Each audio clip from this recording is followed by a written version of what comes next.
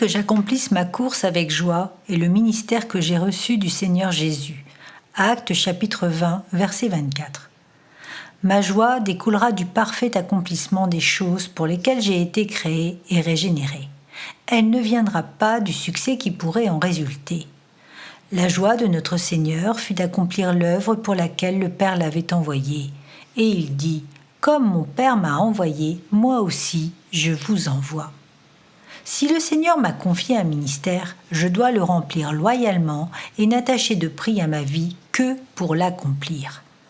Quelle joie vous aurez à entendre Jésus vous dire « Cela va bien, bon et fidèle serviteur ».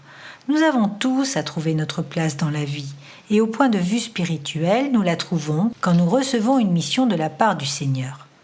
Pour la remplir, il nous faut vivre dans l'intimité de Jésus, avoir trouvé en lui plus encore que notre sauveur personnel.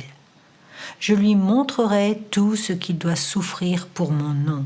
Actes chapitre 9, verset 16. M'aimes-tu ? Alors paie mes brebis.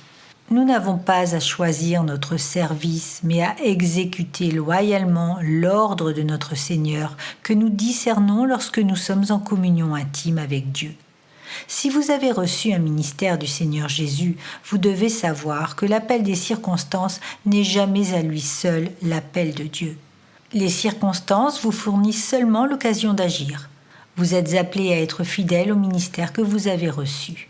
Cela n'implique pas qu'il y ait un plan de service tracé d'avance pour vous, mais simplement refuser les autres tâches qui pourraient s'offrir à vous et qui ne seraient pas dans la ligne de l'appel de Dieu.